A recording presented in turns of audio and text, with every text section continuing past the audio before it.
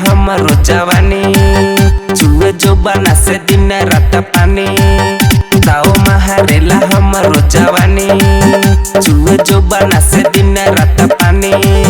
जाने कहिया ढोली बेटाई, कहेला सखी दिलावा हमार। सखी रे मन खोजेला भातार, कहेला सखी दिलावा हमार। सखी रे मन खोजेला भातार। दाओ महारेला हमरो जवानी, चुए जो बना से दिन रात पानी।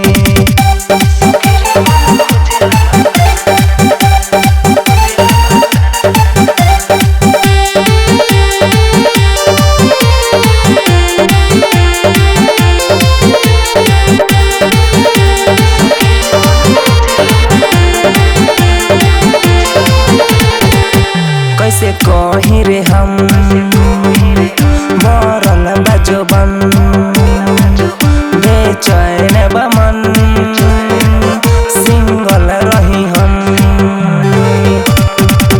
दिल के हमार साथी तू ही बड़ ख्वाहिश हो, तोहरे से शादी करब ये है बड़ ख्वाहिश हो। तोहरे से शादी करब ये बड़ च्वाइस हो। दाओ महारेला हमरो जवानी, चुए जो बना से दिन रात पानी। जाने कहिया ढोली बेटाई, कहेला सखी दिलावा हमार। सखी रे मन खोजेला भातार, कहेला सखी दिलावा हमार। सखी रे मन खोजेला भातार। दाओ महारेला हमरो जवानी, चुए जो बना से दिन रात पानी।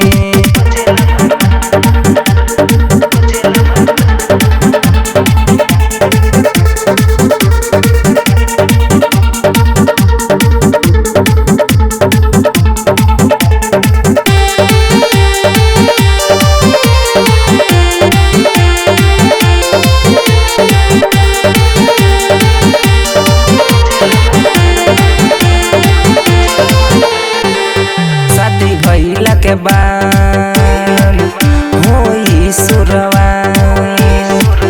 दिल ले जायू है जे रही सबसे खास।